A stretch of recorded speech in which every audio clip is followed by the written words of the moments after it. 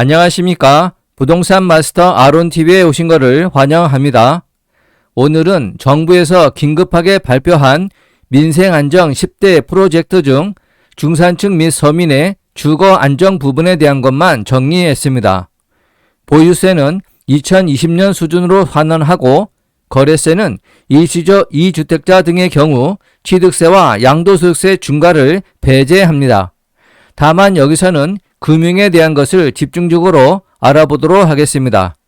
생애 최초 주택 구입자 LTV 80%로 완화하고 DSR 산정 시 장래 소득을 감안하여 대출 한도가 늘어나며 청년 및 신혼부부의 경우 최대 50년의 최장기 모기지가 도입됩니다.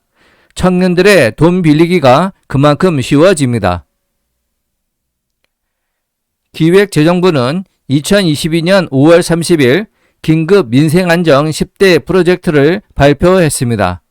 청년층의 금융 접근성을 제고하겠다며 DSR 산정 시 미래소득 반영폭 확대, 50년 초장기 모기지 도입, 생애 최초 주택담보대출 비율 상한 완화 등의 계획을 발표했습니다. 핵심은 대출 한도 산정에 연간 소득과 갚아 나가야 할 원리금을 고려하는 총 부채 원리금 상환 비율에서 2022년 3분기부터 미래소득이 더욱 전향적으로 반영돼 청년들이 더 많은 돈을 빌릴 수 있게 됩니다. 또한 8월부터는 최장 50년 만기에 정책 모기지가 출시돼 청년층의 주택 구매에 따른 원리금 상환 부담이 줄어들 전망입니다. 현재는 연소득 중 전 금융권에서의 연간 원리금 상환액의 비중을 따지는 DSR 지표가 은행은 40%, 보험과 카드사는 50% 등 업종별로 특정 비율을 넘을 수 없습니다. 경제활동 경험이 짧은 청년층의 경우 현재 소득이 낮게 잡혀서 대출 한도가 불리합니다. 이러한 이유로 미래소득 개념을 도입했습니다. 2021년 7월에 은행연합회 차원에서 미래소득 가이드라인을 마련했지만 금융당국의 가계대출 총량 규제에 가로막혀 실제로는 활용되지 못했습니다. 현재 소득뿐만 아니라 해당 연령층의 평균 소득과 주택담보대출 만기가 도래하는 연령층의 평균 소득액을 함께 고려한 것입니다. 대출 만기 시점 소득은 고용노동통계상 평균 소득 증가율을 감안합니다. 화면은 고용노동통계의 홈페이지입니다.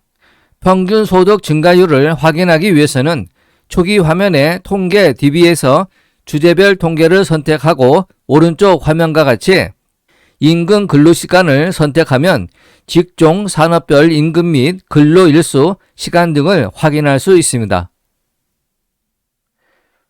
DSR 계산 시 미래소득을 반영합니다. 예를 들어 연소득 5천만 원인 만 34세의 무주택 근로자가 대출기간 40년에 따른 평균 소득 증가율 약 24%를 따져 미래소득을 적용받으면 약 5,600만 원의 소득으로 인정이 됩니다. 이 경우 5억 원 아파트를 구입할 때 LTV 80%로 4억 원을 금리 4.4%로 대출받으면 기존 소득 5천만 원에서는 DSR이 42.5%로 40%를 초과해 대출이 어렵지만 소득을 5,600만 원으로 간주하면 DSR이 38%로 하락해 대출이 가능해지는 것입니다. 정부는 해당 가이드라인을 단순히 현장에서 적용하는 것에서 나아가 반영폭을 확대하는 작업도 병행합니다. 산식을 개선해 미래소득에 대한 인정 반영 비율을 높이거나 현재 5년 단위 20년에서 24년, 25년에서 29년 등 5년 단위로 평균 급여를 산출하는 구간을 더 자세히 쪼개어 실질적인 소득 흐름을 반영하는 방법 등이 거론되고 있습니다. 청년층이 대출을 받을 때 미래소득이 정확히 반영될 수 있도록 2021년 7월 도입했던 DSR 미래소득 반영 가이드라인도 개선됩니다. 현재도 DSR 산정 시 미래소득이 반영되지만 시중은행에서 활성화되지 않고 있습니다. 이에 따라 대출 신청일 기준 무주택 근로자를 대상으로 주택담보대출 시 만기 10년 이상의 비거치시 분할 상한 대출을 적용하고 기존의 연령대별 급여 산정에서 평균 소득 증가율 산정으로 바꿔 미래 소득이 상향 조정됩니다. 예를 들어 현재 연령대별 급여 산정의 경우 20에서 24세 급여 100만원, 25세에서 29세 급여가 150만원 등 연령별로 되어 있습니다. 하지만 앞으로는 20에서 24세의 경우도 대출 만기를 10년에서 14년, 15년에서 19년, 20년 이상으로 나눠 평균 소득 증가율을 산출한 뒤 최근 연도 소득에 반영함으로써 결과적으로 대출 가능액이 늘어나게 됩니다. 현재 소득으로 DSR 산정 때 상한 능력이 과소평가되기 쉬운 청년층의 대출 한도가 늘어날 것으로 기대됩니다. 아래 편은 2020년 소득 기준으로 여신심사 선진화를 위한 모범 기준에 따라 평균 소득 증가율을 연령대 및 대출 만기별로 도출해 놓은 것입니다. 20에서 24세가 대출 기간 10년에서 14년까지 대출 받으면 평균 소득 증가율이 42.7%가 된다는 것입니다. 그만큼 DSR이 낮아지고 대출을 더 받을 수 있게 됩니다. 두 번째는 모금자리론, 적격대출 등 정책 모기지의 최장 만기도 50년까지 늘려 2022년 8월에 출시하게 됩니다. 정부는 그간 전반적인 주택가격 상승 및 금리 인상 본격화를 감안해 정책 모기지의 50년 초장기 만기를 도입하기로 했습니다. 현재는 만 39세 이하 청년 및 혼인 7년 이내 신혼부부를 대상으로 도입된 40년 만기 상품이 있을 뿐입니다. 50년 만기 상품이 출시되면 월간 원리금 상한 부담을 완화하여 청년층의 선택사항이 늘어나게 됩니다. 금리가 연 4.4%로 5억 원을 대출 받는다고 가정하면 40년 만기의 경우 월 상한액이 222만 원인데 50년 만기가 되면 206만 원으로 약 7% 정도인 16만 원이 줄어들게 됩니다. 아래 편은 현재의 정책 모기지 상품별 이용 요건입니다. 여기에서 보금자리론 주택가격 한도를 6억 원 이하에서 9억 원 이하로 올리고 생애 최초 주택 구입의 경우 LTV를 80%로 40년 만기를 50년 만기로 바뀌게 됩니다. 세 번째는 3분기 중에 생애 최초 주택 구입자에게 지역 주택 가격별로 60에서 70%로 적용되던 LTV 규제를 최대 80%까지 늘리기로 했습니다.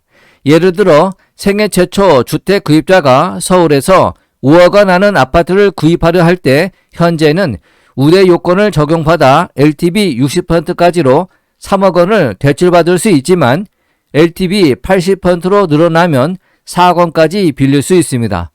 최대 한도인 4억 원까지 대출을 받을 수 있게 되는 것입니다.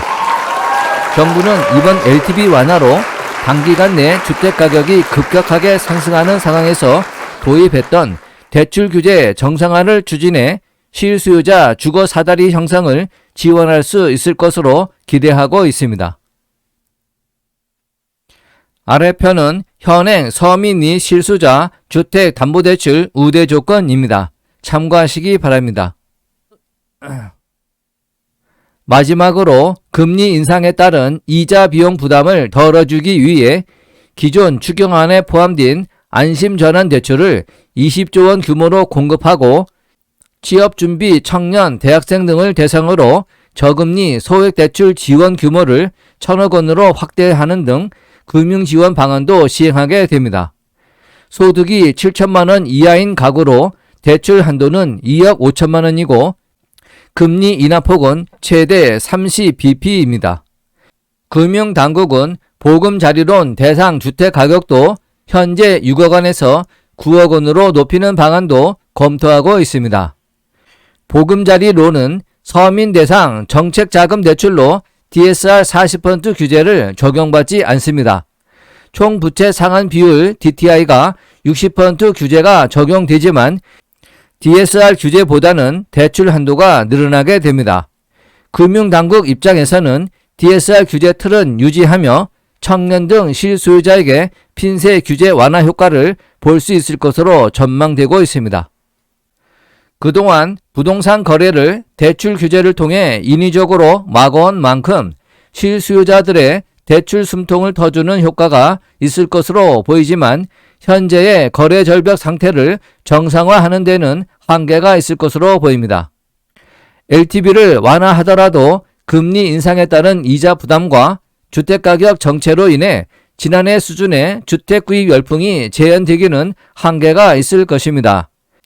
금리 충격이 시장의 임계점을 넘고 집값이 바닥을 쳤다는 신호가 있을 때 집단적 매수 움직임이 있을 것으로 예상됩니다. 반면에 실수요자 중심으로 거래가 일부 풀릴 것이란 전망도 나오고 있습니다. 원하는 주택이 매물로 나왔고 대출도 나오는데 금리가 비싸기 때문에 매수를 망설일 경우는 드물 것입니다. 전월세 시장에 거주해도 대출을 일으키고 있다면 금리는 동일하게 오르기 때문에 금리 인상이 주택 매수에 결정적 요인이 되긴 어렵다고 할 수 있습니다.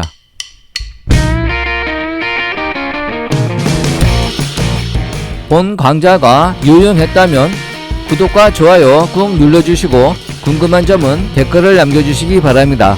감사합니다.